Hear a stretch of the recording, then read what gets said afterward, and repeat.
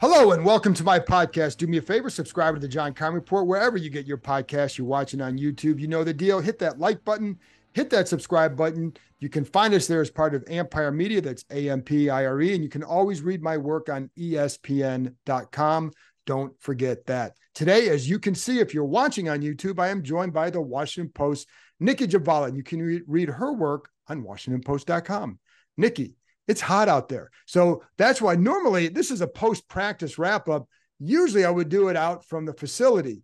It's about approximately 900 degrees out there right now. So wanted to get out the other day, yesterday, my phone, just being inside in the tents, my phone was like overheating. My computer was overheating just like everybody else's.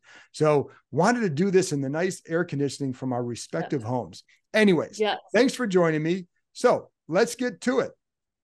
I kind of want to wrap up just the first week of practice, but today, 10,000 fans out there. Yeah. What kind of energy are you feeling around the team right now? Yeah, I mean, granted, I've only been there 3 years, but I've known about the state of the team for quite some time. Never seen anything like it. It's unbelievable. They had an estimated 10K, like you said. It was packed. The bleachers were packed. There were probably like 6 feet width around the field. That was just packed with fans. It's very cool to see. And you hope it lasts. Of course, with winning, it'll last as they go into the season. But it's very cool to see that energy. And I'm sure the players and the coaches can feel it. Well, you could tell Rivera talked to the crowd afterwards, and he was pumped up. He looked like a guy talking after a game, the way he was fired up. So I think it's safe to say these guys, I mean, anybody who's been here, like Andrew Wiley said in the press conference, that like the guys who've been here are shocked by what they're seeing. Oh, yeah. You know? I mean, it was like a desert during training camp. There would be a couple really, really loyal fans that would show up. But otherwise, it was like a desert. Well, and the most pronounced difference was you had that picture that you compiled, was it yesterday, from the first day of 2022 and the first day of 2023 with the fan attendance. And there's sort of a marked difference. I mean, it was slightly different. Slightly different. And what you covered the Broncos. What was it like? Yeah. And I say, like, I've seen this here before. I have. It's been so long. And in that interim, so much negative stuff has happened that it feels like eons ago. But what was it like in Denver? Yeah, I mean, obviously Denver's not quite as big of a market as DC, but it's similar in that the football team rules. I mean, that's everybody cares about the Broncos in Denver, just like everybody cares about usually the NFL team in DC. So they had a large grassy berm behind the field, and it was always packed with fans, always. I mean, they have a years-long waiting list for season ticket holders in their stadium too. So, it was always packed, win or lose, whether they suck that year or the year before. They always filled it in, and it's similar to what we saw today. Right. And like I said, I've seen it before here when Gibbs came back, when Robert Griffin III was his first couple years, like you saw stuff like that because it was just a genuine excitement. But now the vibe is because the owner is gone and that they actually feel like they have hope again. How much do you think that is trickling down to the players so far? That optimism, that hope? I would think a great deal, just knowing that there's an owner that will invest in the team. We've seen the track record with Josh Harris investing in, sports science and athlete care and analytics. Just an owner willing to invest, period, to bring in, the things that are necessary to improve fan experience and to hopefully get a new stadium soon. So I think that trickles down a great deal. I still think there's, a bit of anxiety for coaches and players just because of the uncertainty for their individual situations. Sure. It's a new boss coming in. You don't know what they think of you yet. So it's this season is going to be a pretty big tryout for everybody. Oh, yeah. Yeah. I mean, because things could change in dramatic fashion if it doesn't go well. And that's what I think is unusual here. The excitement is because the change in ownership and not necessarily because, oh, they're going to be awesome this year. We don't know what they're going to be. They might just be kind of ordinary. We don't know. Maybe they're good. But the renewed optimism to me is just about a fan base feeling like they can embrace him again. Anyway, let's get to the field. So today you had the tweet with the offense, one word, woof. The offense didn't look so great today. So not their greatest day. No. But what's been what's your big, is there a big general takeaway that you've had after watching? I guess this is 4 practices now for us. Yeah. I mean, nobody wants to hear this, but for me, it's difficult to give a true gauge of a team, a true measure of a team until the pads come on. So I think we have to throw out that caveat with everything. Correct. But I think the defense looks deep. Yeah. That secondary is deep. They have young safeties galore. I think Chase Young looks really good. He looks like Chase Young again. You don't see any hesitation. He looks confident. He does not look like a player who's coming off a knee injury. Right. So I think that's really good. And you can see the talent they have on the field on offense too. I mean, they have some very talented backs. We all know about the receiving core. The biggest, I guess, concerns are the offensive line. Right. And they got worked today. I mean, they got worked. They got worked. And the quarterback situation. And it's been the quarterback situation for years with this franchise. Sam Howell could end up being that guy, which would be great for him and the franchise. He's young. He's inexperienced. We don't know what he is. And so far in camp, it's been a bit up and down. He's shown flashes of significant improvement over, his limited, body of work last year. But then he'll have days where he's just like, what is going on? Today was not the best day. And I know from talking, I know like we all know this, that it's not just coaches and players are more process oriented than results. So we're going to see certain plays like, oh, that looked horrible. And they're going to go back and look at, well, what was your decision making on that play? Because over time, that's what adds up in a positive way for a player.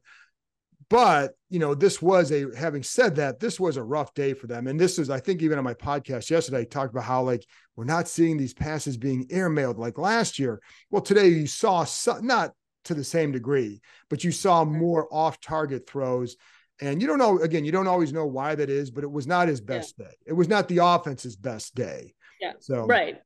And you don't know if it was the receiver ran wrong routes or if it's on him, but it was a collectively bad day for the offense. Where he actually right. And where Howell stood out, and I thought Brissett had a couple of nice throws. I thought he was a little bit sharper, but then for today I thought he had a better day. But with Howell, some of the better stuff for him is all underneath the slants. Right. He had one pass to Jahan Dotson that I love because I'm watching the route on the play. And it was just like a little, almost like a little comeback, if I remember right. But the ball was out before he's even thinking about turning. So he turns and it's right there. But by doing that, it gives him a chance to get into more yards after the catch. So there were things like that you saw, but more the downfield throws were not there. And I also, one thing that has stood out to me, Nicki, with the first couple of days is that you don't see these receivers really being wide open and as much. And I really like this secondary. I don't know if they have a great player, but I really like them. So I'm curious what you think. No, I agree with you. I mean, I do think Emmanuel Forbes is still an unknown because he looks really good in practice. He's a smart player. He can be everywhere and he's quick as lightning, but he is small. And there have been times where receivers push him back. Will that be an issue or no? It didn't seem to be an issue at all in college, but college is a lot different than the pros. But I agree with you. I think they are solid all around and they're deep. I mean, they got 2 strong outside corners now in Forbes and Fuller. They have plenty of options to move into that big nickel role. Very good safety, obviously, in Cam Curl. I think Derek Forrest has grown into a really talented player. And then they have so many other versatile players that they can move in and out. And, I know you mentioned this to somebody else earlier in the day that we're seeing like a different personnel grouping with every play. I mean, they're just rotating guys in and out. And that's the beauty of disguise, with the defense. When you become predictable, you become too easy. Well, and they've got beat on a lot of things with that. But they're moving guys in and out. Yeah, and I think you're right on that. And that's one of the things I really like, because it is a smart secondary, and I think and again, it's funny because they would draft some guys here in the past year, 10 years ago or whatever, and like, oh, well, we wanted to play this way. Well, and I would be like, well, that's not who he is. You can't draft a guy and say, draft a guy who's not smart or tough and then say, we want to be a smart, tough player. I think that's what I think with this group, I think that's what they've done. Quan Martin, I think people who listen to this know I really like what I've seen from him, Forbes. But the personnel groupings, you're right, because that also helps the linebacker depth too, because you can now use a couple different safeties in that Buffalo nickel role, depending on the matchup. You could go with 4 defensive linemen, 1 linebacker, 6 DBs. You can go 5-1-5. There's a different possibilities with it. So, but yeah, that's a good point. And then the other guy, I'm curious what you think.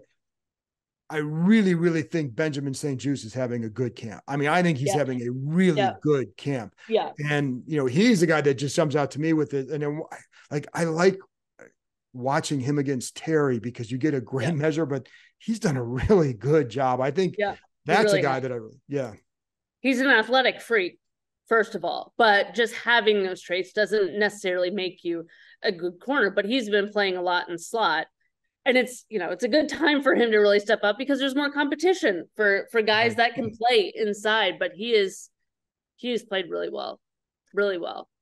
And I think, as you're right, that's the other thing they talk about too, the versatility with the slot, because you can put St-Juste in there. If you're going to go Forbes and Fuller, you're going to put him inside. Now you can always slide inside, outside, there were 3 consecutive plays, and this is not anything new with Cam Curl, of course, but he went from the deep safety to moving inside to down as a linebacker. I mean, he's that Swiss Army knife, but they have many more guys around him who can play multiple positions too, not to the extent that he can or the level he can, but move them all around. And you brought up Chase Young too, and I agree with you. I think he's looked pretty good. Is there anything that has stood out to you with just watching him what were you looking for in particular when you watch him? I mean, I think his get off first is definitely noticeable. He shed the brace, but he just looks quick. That first step is quick. He plays confidently. Ron Rivera stressed throughout the entirety of last season when he was close to coming back and then finally did come back in those last 3 games. He's got to be able to plant that leg and plant it strong and be able to, move off of it easily. And, there's no hesitation with his movements now. I still want to see how he handles the joint practices and, especially games as he takes on more chips and double teams. What's his counter? Right. And then also secondly, does he freelance less? That was a big thing for the defensive line in 2021 at the start. But by the end and in last year, I thought they really got a solid groove down, with the games they were running. So can he kind of stay within his lane as a pass rusher, but still have the impact he did in 2020? Yeah. And it's funny because the guy opposite him, Montez Sweat, I think is having a solid camp as well, but he's it's almost, he doesn't get as much attention right now because there's so many other things going on, but I think he's been pretty solid as well. But yeah, I think if Chase comes through, it elevates his defense to a different level because of what he can provide. The adventure park is ziplining through the trees. It's climbing from platform to platform. It's even an axe throwing competition with your friends. But what the adventure park really is opportunity. Reconnecting with friends and family, accomplishing a challenge, and making lasting memories. So book your visit today and choose your own adventure. So has anybody caught your eye that maybe you were a little bit surprised by so far? I really like the way Brian Robinson looks. I was just going to bring him up. Thank you. Go.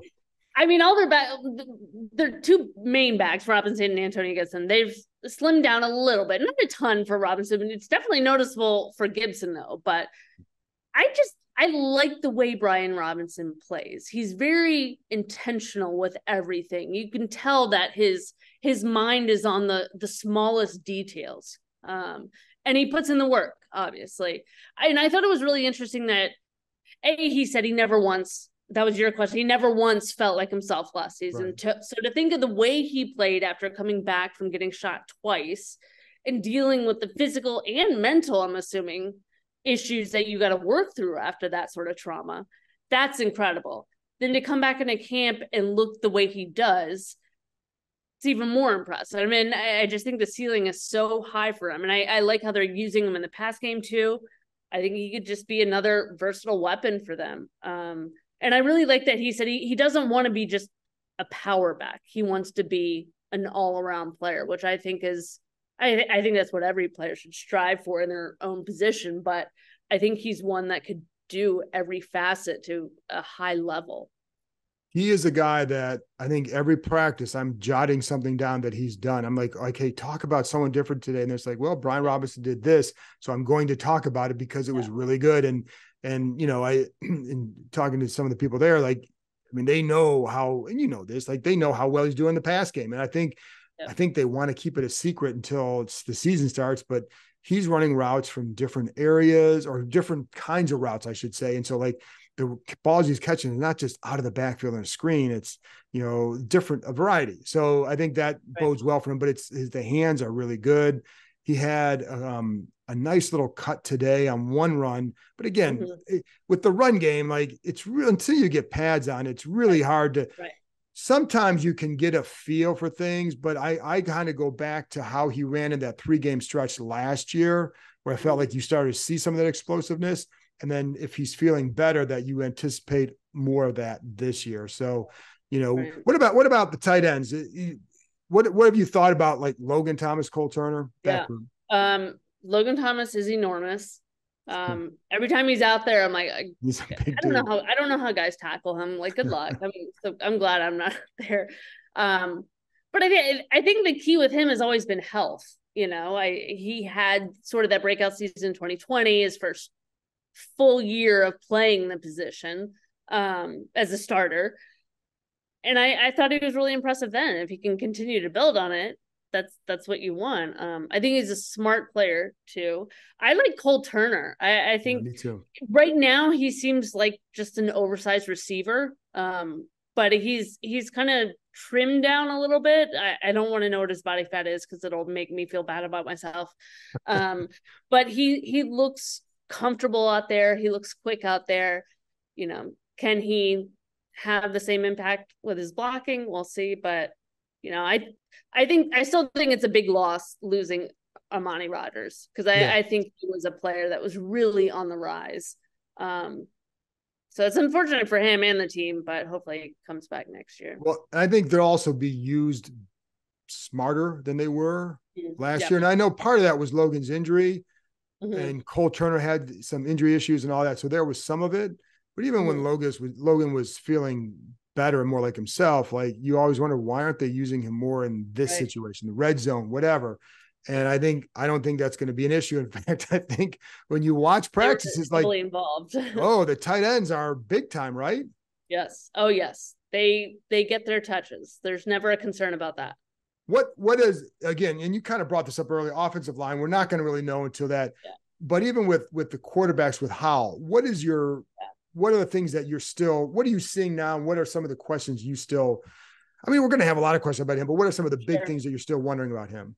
Well, I mean, it's mostly it's a whole new interior group. You're moving Sam Cosmi to guard. You got Sadiq on the other side of guard and Nick Gates at center.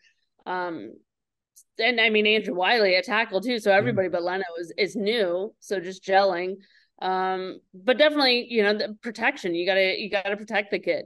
And that can be, I think it helps that Sam is more of a mobile quarterback that takes some pressure off the line. But they got to get the run game going. That can be a quarterback's best friend out there.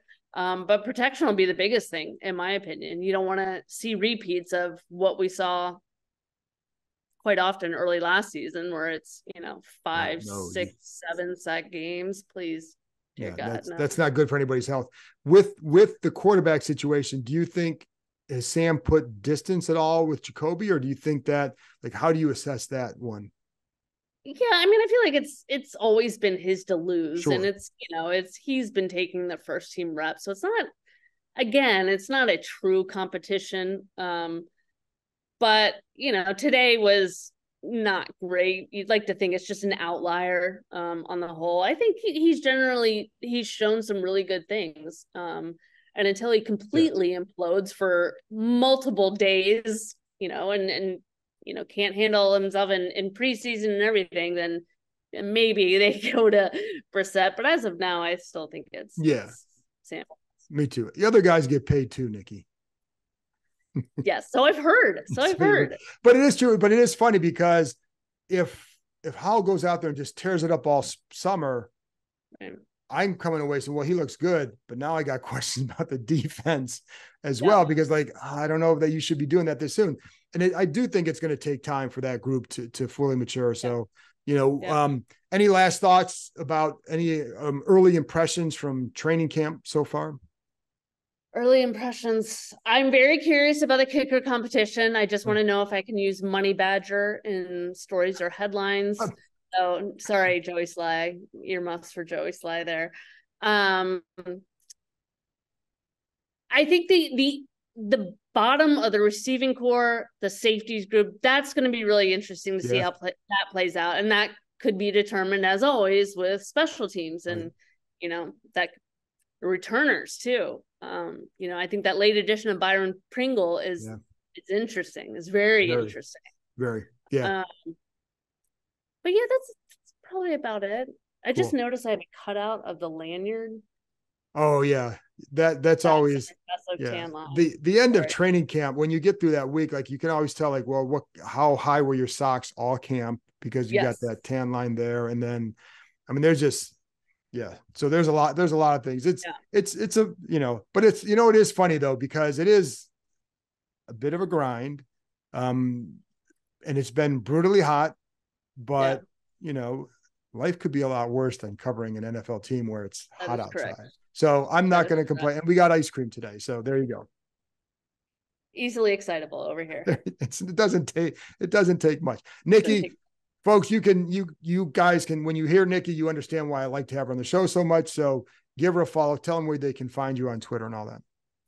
At Nicki Jhabvala. It's JHABVALA. And at WashingtonPost.com/sports. You can find me and my colleague Sam Fortier. There you go. You heard it from Nicki. Nicki, thanks for joining me. And thank you for listening. I'll be back on Monday. They return to practice Monday. No practice Sunday. They'll be back on Monday afternoon with another practice report. Talk to you next time.